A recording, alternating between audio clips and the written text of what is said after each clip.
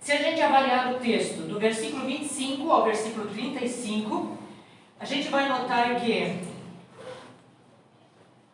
olhando mais para frente, Zacarias e Isabel, Simeão e Ana, eles faziam parte do povo remanescente judeu fiel daquela época, onde as condições espirituais eram deploráveis.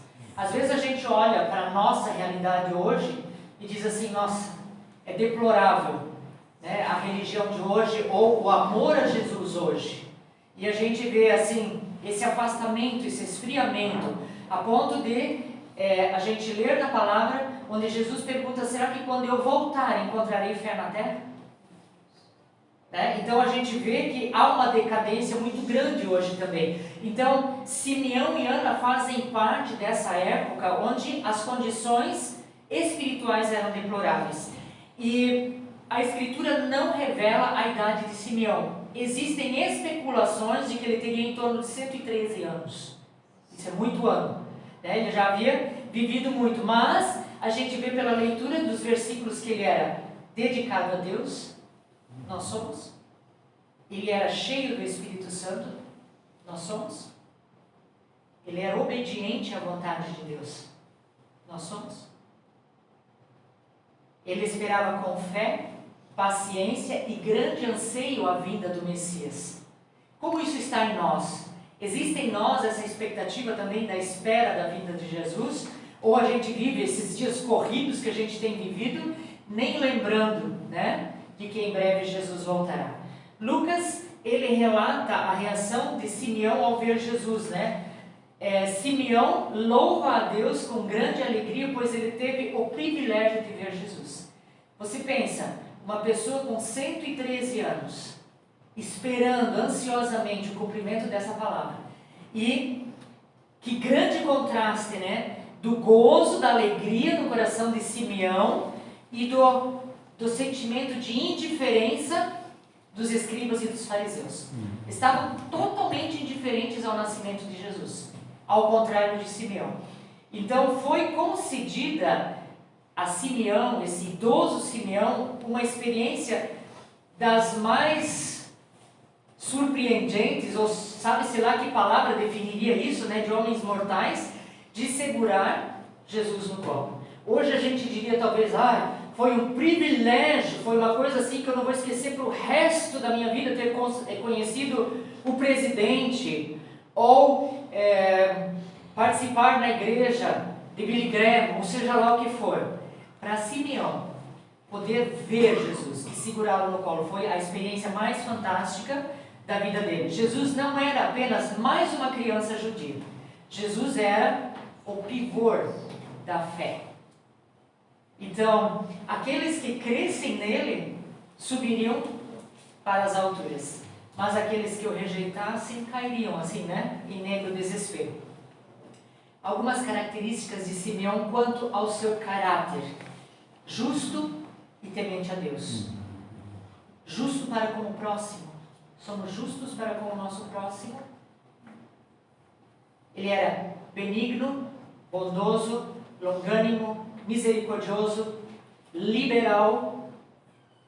Ele tinha o fruto do Espírito. Fruto do Espírito. Que bacana. Eu não conheci esse Simeão há 2000 anos atrás, e ele estava tendo já o fruto do Espírito. Era piedoso, amava e servia ao seu Deus. E como Enoque, Simeão andava com Deus. Segundo, qual era a atitude dele? A gente vê no texto que ele esperava a vinda do Messias. 1 João 3,3 diz: qualquer que nele tem essa esperança, a da vinda de Cristo, purifica-se a si mesmo, e também, como ele também é puro, como Jesus também é puro. Então nós vamos purificar a nossa vida no nosso dia a dia. De que forma? Nos achegando a Deus, pedindo que Ele nos perdoe, que Ele nos transforme aonde nós temos as nossas maiores dificuldades, para que nele pudéssemos ter essa esperança. Simeão não tinha outra esperança para confortar Israel senão a chegada do Messias. Ele sabia que não existia nada que pudesse melhorar aquele estado deplorável de Israel, senão a chegada do Messias. Então, o crente fiel ele tem a mesma atitude. Assim como também Cristo, oferecendo-se uma vez para tirar os pecados de muitos, aparecerá segunda vez, sem pecado, aos que esperam para a salvação. Hebreus 9, 21. Isso é para nós hoje. Estamos vivendo essa época de advento, essa época de espera. Uma época feliz, uma época que nos faz reviver até coisas que experimentamos no nosso passado, com nossas famílias, com aqueles que já não estão mais conosco. Mas deve ser principalmente a lembrança de que esperamos pela segunda vinda de Jesus. São os que são justos e tementes a Deus, que esperam e desejam ardentemente essa segunda vinda. Terceiro, quanto à unção de Simeão, a gente lê que o Espírito Santo estava sobre ele. O Espírito Santo, ele havia se afastado dos principais sacerdotes, havia se afastado do povo, tudo aquilo que havia ficado era uma casca oca, tanto nos cultos quanto na vida pessoal. Eles eram pura casca oca. O meu desejo nessa noite é que a gente não seja uma casca oca, fazendo presença nesse culto ou no nosso dia a dia. Que tenhamos essa unção, essa presença do Espírito Santo em nossa vida. Simeão, ele era revestido do poder do alto. E agora ele tem o privilégio de ter Jesus nos seus braços. Os mesmos braços que ele costumava levantar em súplica aos céus.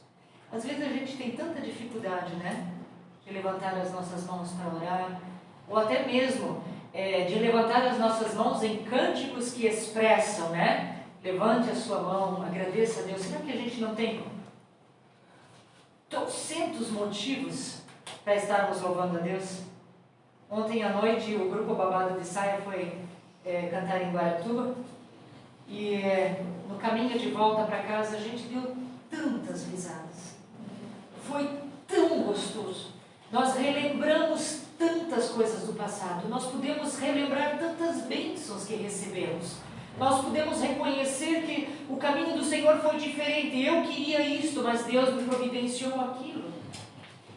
Então, nós temos motivo de gratidão. Nós temos motivo de levantar as nossas mãos em agradecimento a Deus.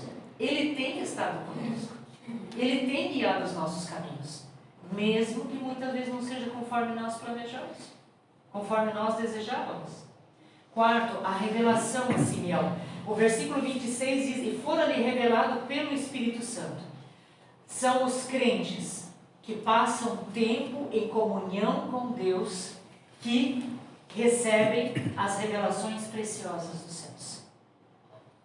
Aquele que passa tempo com Deus, aquele que tem o seu devocional diário, aquele que fala com Deus, recebe as respostas de Deus.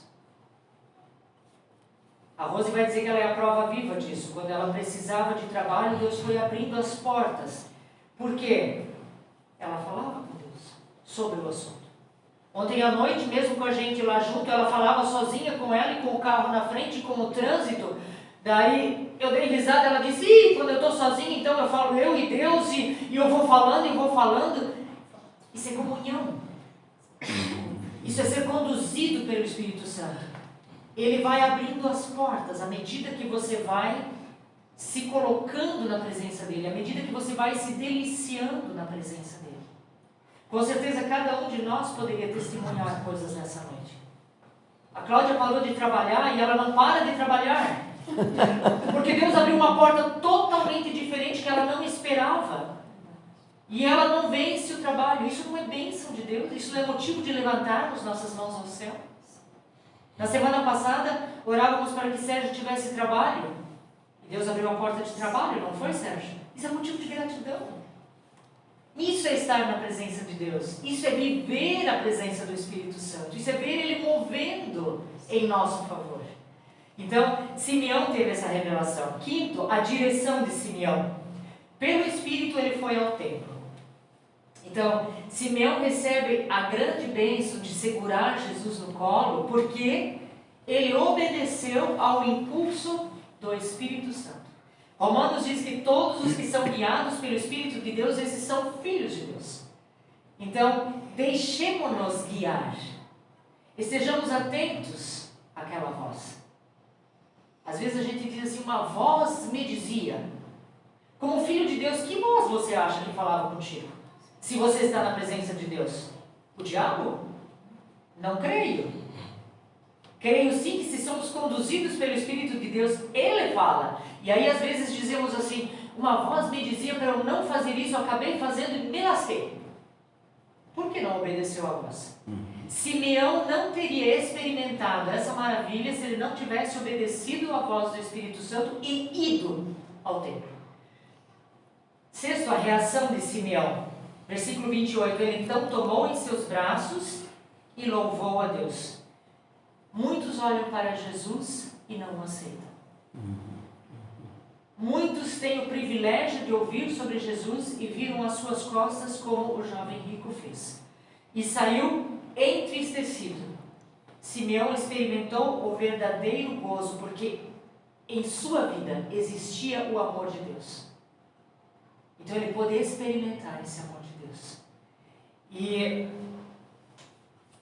é uma ilustração de fé assim, muito poderosa, né? Que Simeão não só aceitou o Salvador, mas abraçou o Salvador. E foi prometido a Simeão que ele não iria morrer antes de poder visualizar o Messias. Então, que maravilha ele poder segurar nos braços Jesus. Por último, a morte de Simeão. Versículo 29. Agora, Senhor, podes despedir em paz o teu servo, segundo a tua palavra. Esse versículo ele tem servido de cântico em muitos momentos na morte de mártires, desde os dias de Simeão. Então, a morte de Simeão era só a porta para o céu, porque Simeão tinha visto o Salvador, aceitado esse Salvador. Então, ele já tinha experimentado tudo. Não era Paulo que disse, para mim o viver é Cristo e o morrer é lucro? Então, às vezes, quando na endoscopia eu falava assim, por mim eu poderia morrer hoje. Aí as meninas diziam, cala a boca, que é isso que você está falando? Eu disse, gente, mas não temos que conversar sobre isso também no nosso dia a dia? Ou nós vamos ficar aqui para semente, ou nós vamos viver aqui no planeta Terra eternamente? Não vamos. Então, nada mais justo que você, com paz no coração, poder dizer, poderia ser hoje. Tudo está em ordem. Então, a morte de Simeão para ele era só a porta para o céu. Ele agora estava pronto para morrer. Senhor, eu já vi a tua glória. O Senhor me deu o privilégio de segurar, de ver teu filho. Então, ele podia ir em paz. Seus olhos cansados haviam visto tudo o que um homem precisava ver para ficar satisfeito. O que nós ainda precisamos ver para ficarmos satisfeitos com a paz interior que só Deus pode dar? Não há nada mais essencial para o ser humano do que encontrar a Jesus como Salvador e Senhor, antes de se encontrar com a morte. Se você sair daqui hoje à noite e não chegar em casa, você está certo de que estará com Deus? Você tem absoluta certeza disso, não tem nada para acertar. O pastor no início falou de rancores e ressentimentos, e seja lá o que for, está tudo certo, não tem nada para acertar, então que Deus te abençoe. Se porventura você tem algo para acertar, acerte o quanto antes, para que você esteja pronto quando o Senhor te chamar, seja Ele vindo ou seja você partindo antes. É advento. Estamos na espera da chegada de Jesus, seja de que forma for. E eu ainda quero falar um pouquinho sobre a outra personagem chamada Ana. Dos versículos 36 a 38, a gente vê sobre essa profetisa chamada Ana. E o profeta é aquele que fala a palavra de Deus. Então eu quase posso dizer que hoje também somos profetas, a partir do momento que falamos da palavra de Deus para aquele que não a conhece. Então você e eu podemos ser profetas. Aquele que é escolhido de Deus, quando recebe o Salvador, você se torna responsável por aquele que está ao seu redor de certa forma. Se ele não aceitar, é com ele Deus. mas a minha tarefa é falar. Levei muito tempo para entender isso. E ontem à noite também, enquanto o Rosinete tocava e a gente descansava o nosso gogó, eu estava conversando com a Nelore, né, e ela falava sobre estarmos falando desse amor de Jesus, de estarmos expressando esse amor de Jesus, de sermos escolhidos para essa tarefa. E foi tão gostoso, foi um momento tão precioso, né? Quem vê a Nelore toda quietinha, mas de repente, quando você entra um pouquinho, ela é tão falante. E ela pode expressar: eu tenho esse Jesus. Eu amo esse Jesus. Né? E esses versículos, eles falam o suficiente para descrever um pouco da vida, caráter e as qualidades de Ana. E ela era uma dessas mulheres muito fascinantes. Né? Uma mulher que exalava o bom perfume de Cristo, uma inspiradora dedicada a Deus. Era uma mulher apaixonada por Deus, né? Seu nome significa graça, favor, e quando a gente olhava para ela, com certeza, ela expressava tudo isso. O pai dela se chamava Fanuel, né? Ela era da tribo de Asser. E eu fui buscar um pouco que tribo era essa, né? E para o meu encanto, Zilpa, a serva de Leia, Leia era uma das esposas de Jacó, e Zilpa acabou sendo dada a Jacó para que gerasse filhos para Leia. E o segundo filho dela se chamou Asser. Eu fiquei, nossa, que bacana isso, né? Você olhar, pesquisar um pouquinho e descobrir isso, né? Então, Asser significava felicidade. E a tribo de Asser, ela foi levada para o cativeiro da Síria em 72 a.C. e nunca retornou oficialmente, mas parte da genealogia foi preservada e devolvida à Terra Prometida. E dessa linhagem vinha Ana, né? E Ana era um remanescente da sua tribo, uma mulher separada para o serviço do Senhor. Na época de Israel, as mulheres se casavam entre 12 e 14 anos. Então, se nós estivéssemos em Israel, Vitória já estaria casada, ela já está com 15. Pensa bem. E a gente acha que ela é uma adolescente, 14, estaria casando, né? E a gente acha, nossa, eles ainda são crianças grandes. Consegue imaginar, entre 12 e 14 anos, as meninas se casavam. A Bíblia diz que Ana foi casada por 7 anos. Calcula que ela casou com 14. Então ela ficou viúva com 21, no auge da sua juventude. Alguma coisa a faz permanecer viúva e não casar mais. Então, se a gente for avaliar, nesse tempo aqui, Ana tinha 103 anos, mais ou menos. Quase tão idosa quanto Simeão, né? E naquele tempo, com a morte dos maridos, as viúvas, elas perdiam o seu sustento e elas viviam condições precárias, elas viviam dependendo de doações para sobreviver, elas sofriam um abandono, elas sofriam uma exploração. E com esse histórico tão triste, Ana não se abateu com isso. Ana não ficou chorando as mágoas. Ela não se tornou uma mulher amarga, ela não entregou os pontos, ela não se dobrou, ela não abandonou a Deus, pelo contrário, ela se aproxima de Deus. E qual a razão? Ana fazia parte daquele grupo que esperava a redenção de Israel, daqueles que esperavam o nascimento de Jesus, como Simeão. Claro que ela passava de sabores, claro que ela passava dificuldades, mas ela tinha em mente que, apesar de tudo, o Messias nasceria. Nós hoje também passamos dificuldades, nós hoje também passamos agruras, nós hoje também passamos de desesperos. E o nosso coração tem essa quietude, esse aquecimento de que Jesus vai voltar e tudo isso aqui vai passar. De o que Ele tem preparado é muito melhor do que isso que nós estamos experimentando aqui hoje. Muitos de nós talvez até tenhamos uma vida já estável, mas ainda assim o céu é muito melhor do que tudo que temos aqui. Né? Então, o que podemos aprender com Ana? Ela nos ensina a ter uma mente esperançosa, a ter paciência, esperança para lidar com as dificuldades, com as circunstâncias que nos sobrevêm, que nos tem tentado ou até mesmo nos tem feito muitas vezes parar, desistir. Quem nunca usou a expressão, eu vou chutar o balde, eu não aguento mais? Na semana passada, minha professora de Pilates me disse: Deus deve te amar muito, porque Ele só responde você. Ele não me responde.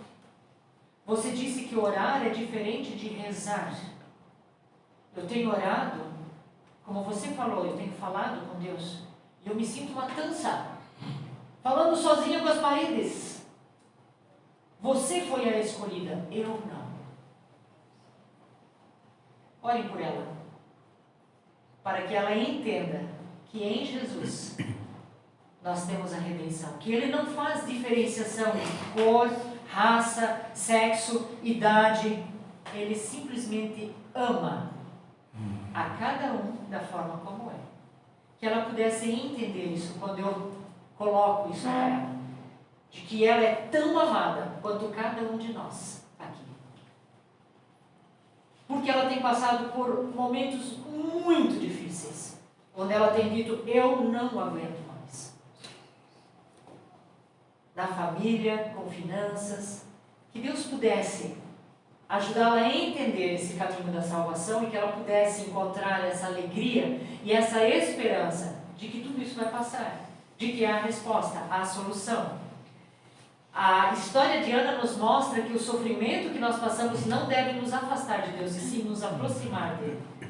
Nós não podemos, como cristãos, esperar uma vida isenta de problemas e dificuldades. Aquele que prega que a partir do momento que você recebeu Jesus, você está livre de problemas, é mentira. Não existe isso, isso não é verdade. De que você financeiramente será próspero a vida inteira, isso também não é verdade. Nós temos a nossa parcela de cooperação nesse trabalho. Então, assim como a esperança do nascimento de Jesus fazia parte da vida de Ana e fazia com que ela avançasse, que a volta de Cristo pudesse nos impulsionar para frente também, a termos essa esperança. Segundo, ela não esperou o nascimento do Messias de forma ociosa. E Lucas é muito detalhista nisso. Ele conta exatamente o que Ana ficou fazendo enquanto ela esperava. O que você e eu estamos fazendo enquanto esperamos pela segunda vinda de Jesus. Versículo 37 diz: esta não deixava o templo, mas adorava noite e dia em jejuns e orações. Além de profetizar, Ana tinha um ministério de oração. Além de falar da palavra de Deus àqueles que a cercavam, a palavra do Antigo Testamento, ela tinha também o ministério da oração. Ela mantinha uma comunicação diária com Deus, ela não observava horários. Talvez você vai dizer: poxa, mas eu não vou morar na igreja, eu não vou ser igrejeira, eu não vou ser rato de igreja. Ninguém está pedindo isso. Até porque igreja somos nós. E aonde nós estivermos, nós podemos ter contato e comunhão com Deus. No nosso dia a dia, em casa, a oração fazia parte da vida de Ana, era um estilo de vida que ela possuía. 1 Tessalonicenses nos diz: orai sem cessar. Ela amava a casa de Deus.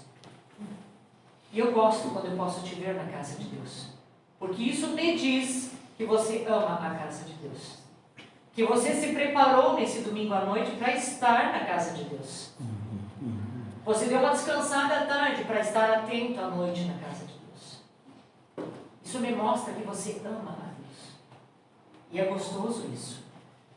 A intimidade do Senhor é para aqueles que o temem, aos quais Ele dará a conhecer a sua aliança. Isso está no Salmo.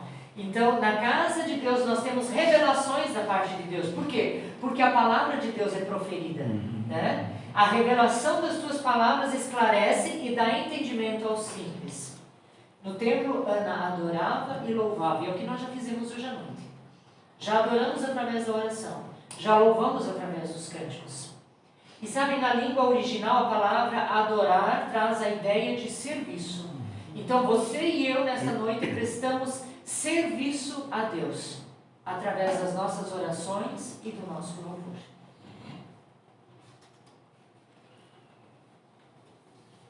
Na casa de Deus nós podemos derramar os nossos corações, não só diante de Deus, mas também com aquele irmão que nos é precioso, e dividir a nossa necessidade, a nossa aflição, os nossos desejos. E na presença de Deus nós nunca perdemos tempo. Estar com Deus é um investimento que nós fazemos para a nossa própria vida e para a vida daquele que nos cerca. Guarda isso. Eu fui à igreja, foi perda de tempo. Não entendi nada, não trouxe nada para casa. Entre pedindo que Deus esteja com você quando você entra na casa de Deus, te desvencilhando da tua semana de dificuldades, tendo a mente aberta para o agir do Espírito Santo. Não deixemos.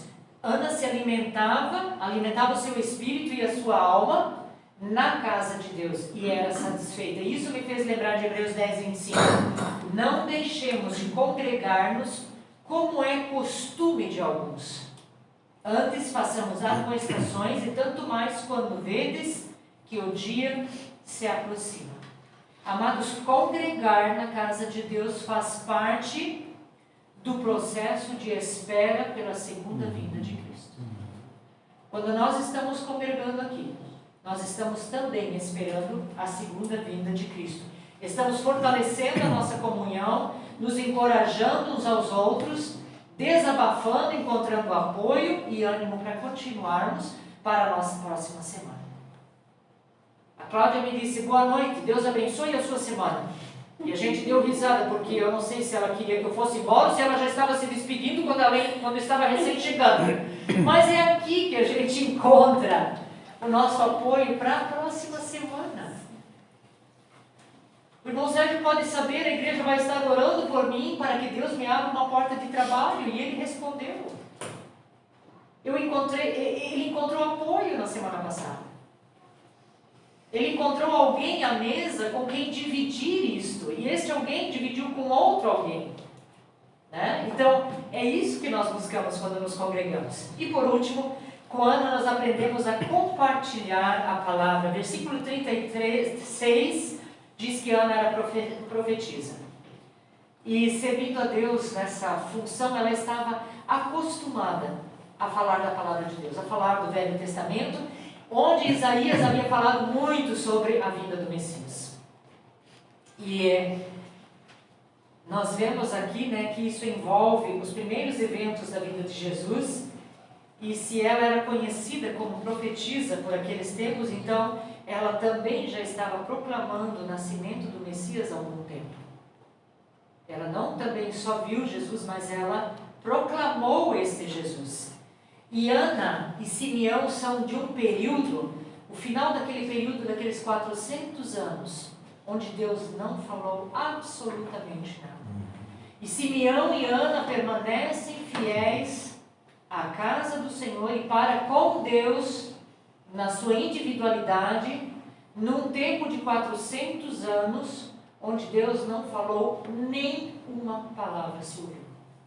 Existia o Antigo Testamento. E entre Malaquias e Mateus, aquele vácuo de 400 anos. E Ana fala deste Velho Testamento, dessa promessa do nascimento do Messias.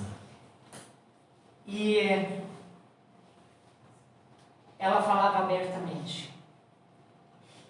Ela não ficou sem testemunha. O Senhor não fica sem testemunhas fiéis naquele tempo. Simeão e Ana são dois que ficaram fiéis.